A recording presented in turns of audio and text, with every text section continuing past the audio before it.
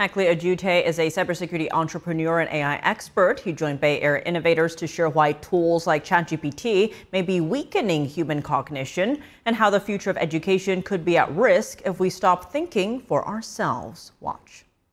The first thing I want to ask you about is something like ChatGPT. Tell us, in your opinion, how the use of ChatGPT influences people or society. I think the risk of ChatGPT, there are many risks. Number one, we have a tendency to compare it to human thinking, which is absurd. Human thinking is not statistic. It's not just statistics. The machine is extremely powerful, but it's not in any way intelligence. There's no intelligence in it. If you think that statistic is intelligent, that's fine. When people start using a school ChatGPT, for example, if you outsource your thinking, so you just look for a solution, how do we become intelligence? It's the path, it's the challenges you have to solve a problem.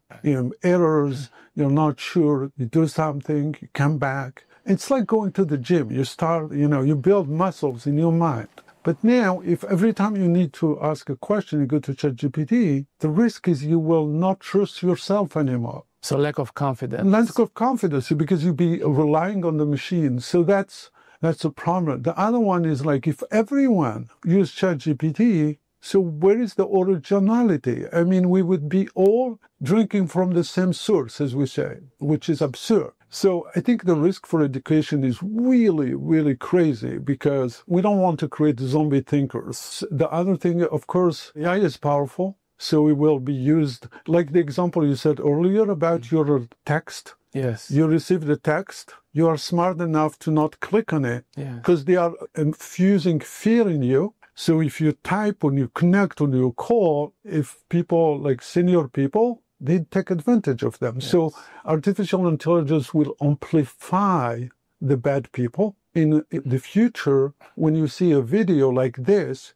you will never know if it's real or it's made by AI, because people will understand my accent, my look, yours, and they can do and add, remove, change everything. So there is a lot of, I think, thank you for asking that question, because honestly, it's probably one of the biggest challenges in the future. I think in your book, you make a good point about how if you go to the gym, you work out, you stay in shape, right? If you don't go to the gym and you don't work out, you're out of shape. If you always use ChatGPT or some AI tool, your brain, like you said, it will really have difficulty processing things on its own, right? I think it will be even more difficult for the brain because I think, number one, we don't understand how the brain works anyway. It drives me nuts when people think that they know how the brain works. If you know, why don't we fix the mental health problem? You know the brain works. Okay, go ahead and fix it. I think a few weeks ago, I stopped at a gas station that the system was broken. I went inside to pay, and the person took him forever to calculate simple number because